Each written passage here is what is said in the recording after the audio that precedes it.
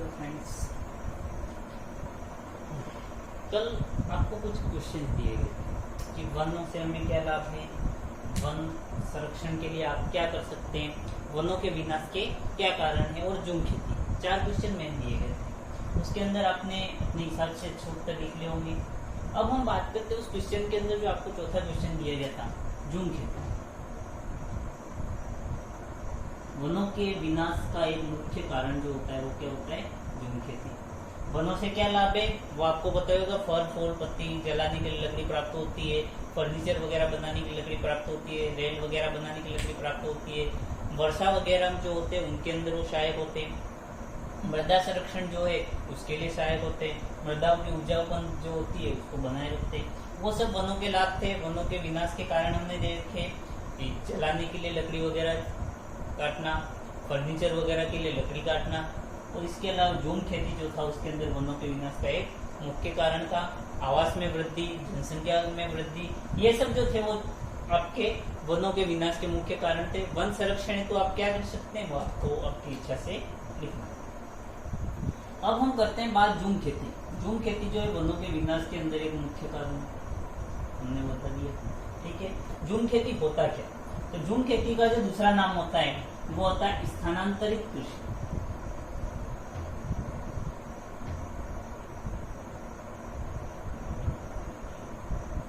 इस नाम से जो परिभाषा है वो आपके एकदम स्पष्ट हो जाएगी। स्थानांतरित यानी स्थान परिवर्तित करते हुए कृषि करना। स्थानांतरित, स्थान प्लस आंतरिक यानी स्थान जो है आपको परिवर्तित करते हुए कृषि करनी। आप स्थानांतरित सर्टिफिकेट लेते हो, टीसी। क्या करते हो, एक विद्यालय से दूसरे विद्यालय में जाने के लिए। ठीक उसी प्रकार ही जो स्थानांतरित कृषि होता है उसके अंदर होता है एक जगह पर आपने कृषि की, फिर स्थानांतरित यानी कि आपने स्थान परिवर्तित कर लिया, दूसरी जगह की, फिर वापस आप ट्रांसफर हुए तीसरी जगह की। इस प्रकार की जो कृषि होगी वो आपके क्या कहलाएगी, स्थानांतरित कृषि। अब ये कृषि की किसके द्वारा की जाती है, ये जो कृषि होती है वो घुमंतु लोगों द्वारा की जाती है।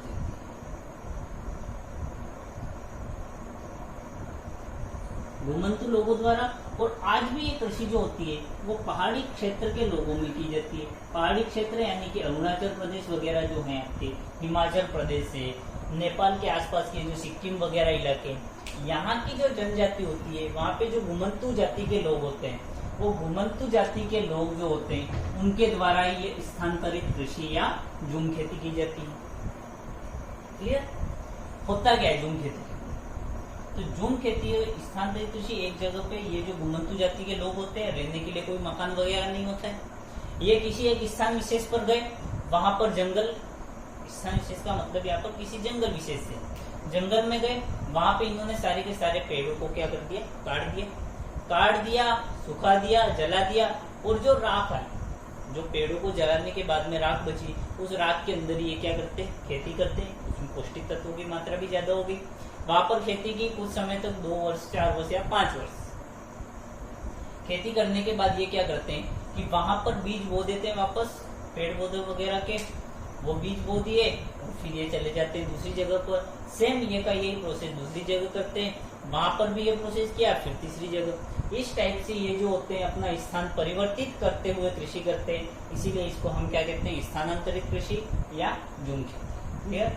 तो इससे पर्यावरण पर क्या नुकसान है, वनों पर क्या नुकसान है उसकी बात करें तो इससे क्या हुआ, वन जो है काट, एक वन जो होते हैं कई सालों से गहरे घने होते हैं, उनको काट दिया गया, उनको पनपने में वापस कई साल लग जाते हैं, तो उतना नुकसान नहीं हुआ।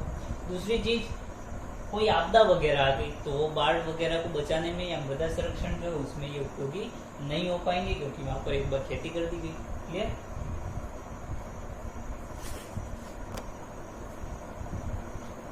अब हमारा जो नेक्स्ट टॉपिक है वो आता है आपकी सामाजिक वानिकी।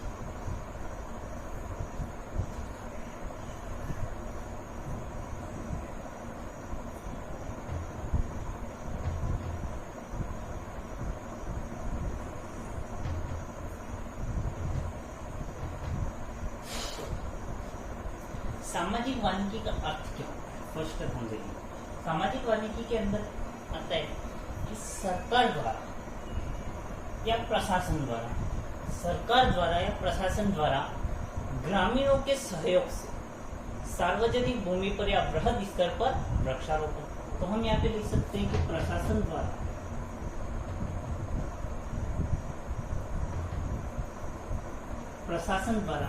ग्रामीणों के सहयोग से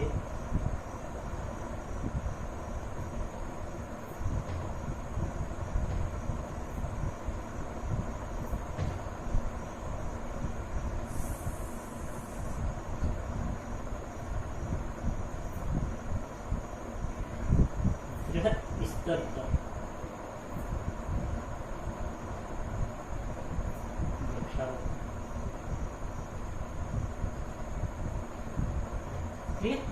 तो प्रशासन द्वारा या फिर हम कह सकते हैं कि सरकार द्वारा ग्रामीणों के सहयोग से बृहद स्तर पर वृक्षारोपण, यानी बड़े स्तर पर जो वृक्षारोपण होगा वही क्या कहलाएगा, सामाजिक वानिकी। अब सामाजिक वानिकी के लाभ, तो फर्स्ट इसका लाभ ये होता है कि भाई जो भी सार्वजनिक भूमि वगैरह है, मैं अकेला जाऊं कि नहीं मैं कृषि करता हूँ, मैंने कृषि कर दी, चलो वन लगा दिए बहुत सारे, कितने वन लगा पाऊंगा, एक साल में मुश्किल से 100 या 200। दूसरी चीज लगा भी दिए तो उनको क्या मैं हर एक की देखभाल कर पाऊंगा, क्योंकि एक अकेला इंसान इतना सब कुछ नहीं कर सकता। वहीं अगर 100 इंसान मिलकर के ये काम करें, पूरे गांव में से केवल 100 इंसान मिलकर के अगर कोई काम करेंगे तो एक तो सार्वजनिक भूमि पर रोक सकेंगे, कोई आपत्ति नहीं। मैं अकेला कहीं सार्वजनिक स्थल पे या कोई भी एक व्यक्ति विशेष सार्वजनिक स्थल पर जाएगा तो 100 लोग जो होंगे वो ऑब्जेक्शन करने के लिए तैयार होंगे। अगर सभी मिल करके या सरकारी स्तर पर ये कार्य होगा तो कोई ऑब्जेक्शन नहीं कर पाएगा, फर्स्ट चीज। और अधिक स्तर पर जो होगा वो वृक्षारोपण होगा, देखभाल भी जो है वो पूरा गांव मिल करके करेगा तो देखभाल भी अच्छी होगी। तो सामाजिक वानिकी का जो लाभ है मुख्यतः वो यही हो गया कि इससे बृहद स्तर पर वृक्षारोपण हो सकता है, अधिक मात्रा में हो सकता है, बहुत ही ज्यादा लाभ होगा, देखभाल करने की भी आवश्यकता नहीं। क्लियर। अब जो आपके एग्जाम के हिसाब से इम्पोर्टेंट है, सामाजिक वानिकी किसे कहते हैं, लाभ क्या है, ये बहुत ही कम पूछा जाता है। मेन जो पूछा जाता है टॉपिक वो आपके ये पूछा जाता है सामाजिक वानिकी के घटक, कि भाई सामाजिक वानिकी के कितने घटक होते हैं। फर्स्ट 2018 में पूछा गया था कि सामाजिक वानिकी के घटक, तो सामाजिक वानिकी घटकों के नाम लिखो 3 नंबर डायरेक्ट। तो सामाजिक वानिकी के घटक जो हैं वो आप याद कर लेना। तो इसके 3 घटक होते हैं। पहला घटक जो होता है वो आता है आपकी कृषि वानिकी,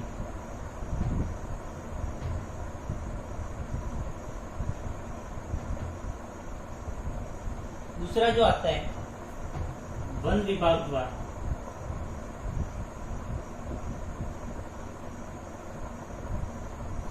नहरों, अस्पताल अथवा सड़क के किनारों पर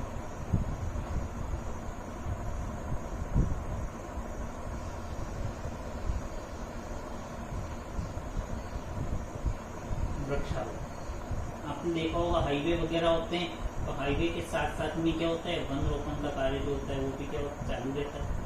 ठीक है, वो भी किसके अंदर आ रहा है, सामाजिक वानिकी के अंदर। और थर्ड जो होता है इसका वो होता है ग्रामीणों द्वारा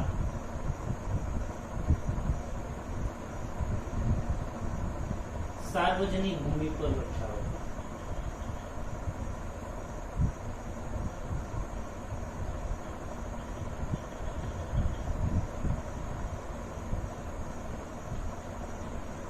क्लियर।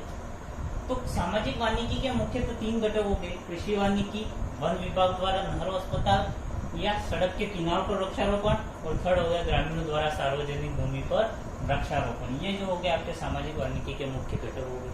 क्लियर।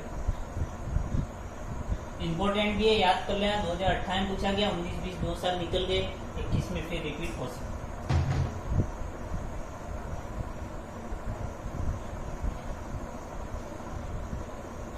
अब ये सब बातें नॉर्मल थी। अब हम बात करते हैं राष्ट्रीय उद्यान वगैरह की। तो वन जीवों के संरक्षण हेतु गवर्नमेंट ने 3 चीजें बनाई। फर्स्ट जो बना है वो बना है राष्ट्रीय उद्यान,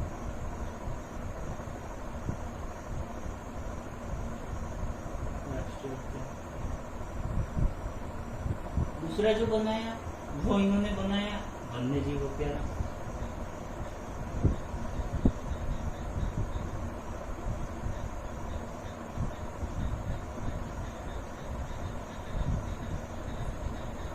तीसरा जो इन्होंने बताया वो बनाया जीव मंडल नेचर, या इसको हम कहते हैं बायोस्फीयर रिजर्व।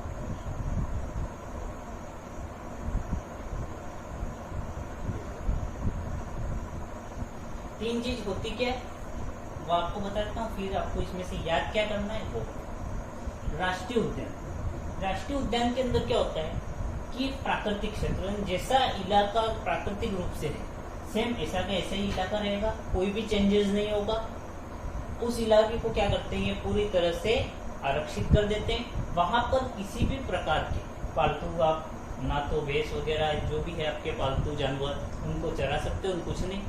इस इलाके के अंदर क्या होता है कि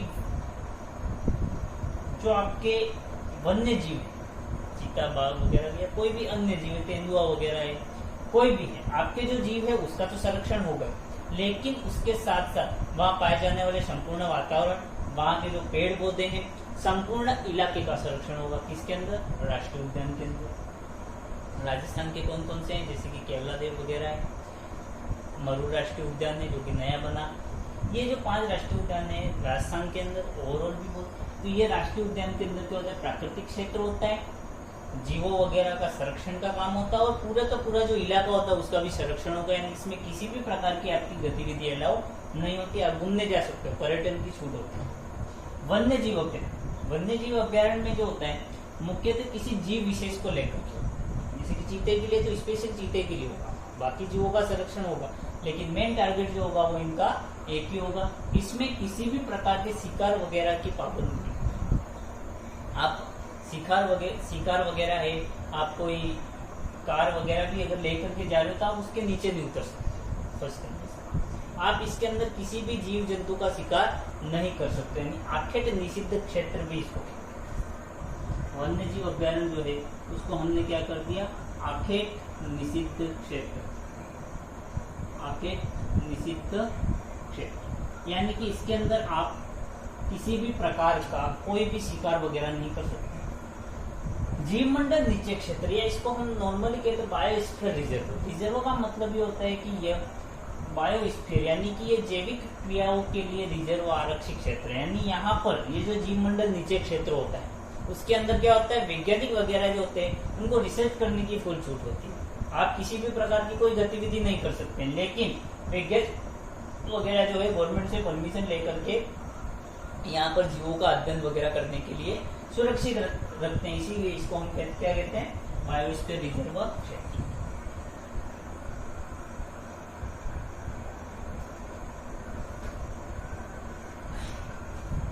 इसमें आपको मेन याद करना है टेबल नंबर 12.1 और 12.2। इम्पोर्टेंट कौन सी है, 12.1, और 1 नंबर तो पक्का इससे आता ही है। 9 आपको याद करना है, 9 में से 1 नंबर का आपको पूछा जाए। ये तो हो गया वन संरक्षण की बात। अब हम बात करते हैं नेक्स्ट, जल संरक्षण।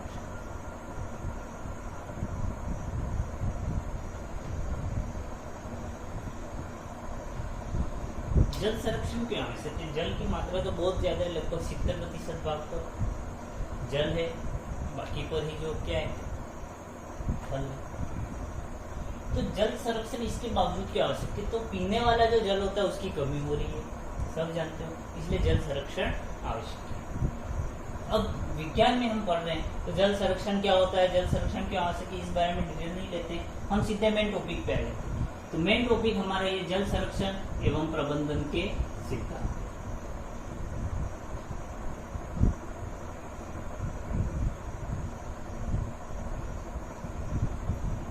एग्जाम में पूछा भी जाता है, इसको भी इम्पोर्टेंट कर देना, क्योंकि ऐसी जगहों से क्वेश्चन जो होते हैं वो ज्यादा बनते हैं। तो जल संरक्षण एवं प्रबंधन के सिद्धांत, तो जल संरक्षण एवं प्रबंधन के कितने सिद्धांत हैं, आपसे एग्जाम में पूछा जाए तो हाँ भाई 3 सिद्धांत है।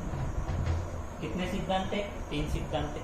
पहला जो सिद्धांत आता है वो ये कहता है कि जल की उपलब्धता को बनाए रखना।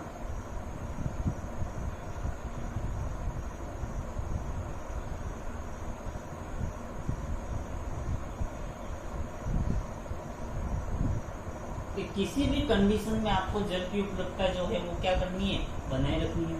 दूसरा ये कहता है कि जल को दूषित होने से बचाना।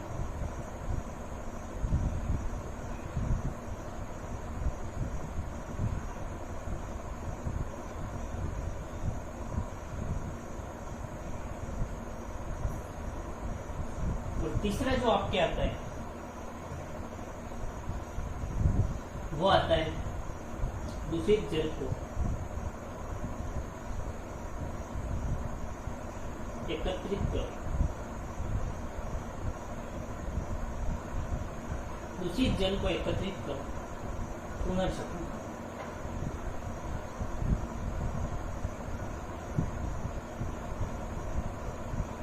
फर्स्ट क्या कह रहा है कि किसी भी कंडीशन में जल की उपलब्धता बनाए रखनी है। दूसरा कह रहा है कि जल को दूषित नहीं होने देना। और तीसरा कह रहा है कि दूषित जल जो है उसको एकत्रित करके उसका क्या करना है, पुनः चक्रण करना है, पुनः शुद्ध करना और फिर इसका क्या कर लेना है, उपयोग कर लेना है। तो जल प्रबंधन, जल संरक्षण एवं प्रबंधन के 3 सिद्धांत हो गए। केवल पूछा जाए जल संरक्षण के सिद्धांत तो भी ये लिखना है, जल प्रबंधन के सिद्धांत लिखे तो भी आपको यही लिखना है। जल की उपलब्धता बनाए रखना, जल को दूषित होने से बचाना और दूषित जल को एकत्रित कर उसका पुनः शुद्ध करना। अगर जल संरक्षण की विधि की बात करें तो जल संरक्षण की मुख्यतः 2 विधियां होती है। जल संरक्षण की विधि की बात करें तो जल संरक्षण की मुख्यतः कितनी विधि होगी, 2। फर्स्ट आ गई समाकलित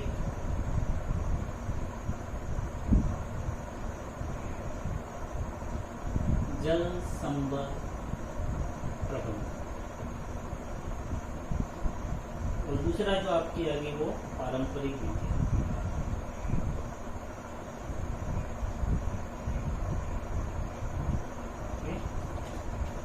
समाकलित जल संभर प्रबंधन, इसके अंदर होता क्या है कि ये सहायक नदी का मिश्रण। फर्स्ट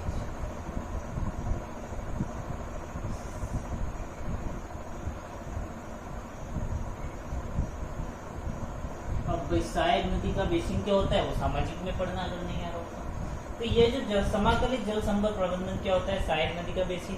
सिंपल में और लैंग्वेज में कहें हम तो ये होता है बांध।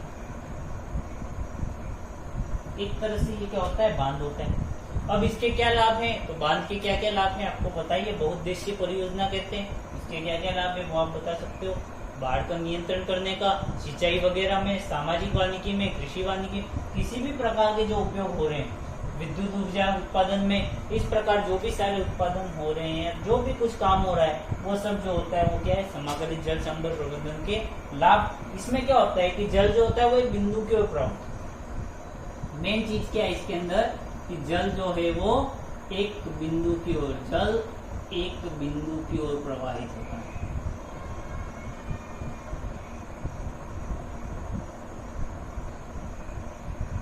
मेन चीज जो है वो इसके अंदर क्या है कि जल जो है वो एक बिंदु की ओर प्रवाहित होता है। और ये सहायक नदी का बेसिन है। नॉर्मली मैंने कह दिया कि बांध है, बांध से जो भी लाभ होते हैं वो सारे लाभ हो गए। सिंचाई के रूप में, विद्युत ऊर्जा उत्पादन में, जल संरक्षण में, बाढ़ नियंत्रण में, सारे के सारे उपयोग आ गए समाकलित जल संभर प्रबंधन। अब पारंपरिक विधियों की बात करें तो एग्जाम में पूछा जाता है कि राजस्थान में उपयोग में ली जाने वाली किन्हीं 2 पारंपरिक विधियों का वर्णन कीजिए। या आपको डायरेक्ट ही दे दिया कि भाई इन 2 चीजों का वर्णन कीजिए। इसके अंदर आपके जो सिलेबस के अंदर है वो मुख्यतः 5 पारंपरिक विधि, जिसके अंदर फर्स्ट जो आपके आता है वो आता है खड़ी। आप इन सब के बारे में पढ़ चुके हो, मैं डिटेल में नहीं पढ़ाऊंगा, सिर्फ नाम बताऊंगा। दूसरा आपके आ गया तालाब, तीसरा आ गया झील, चौथा आ गया बावड़ी,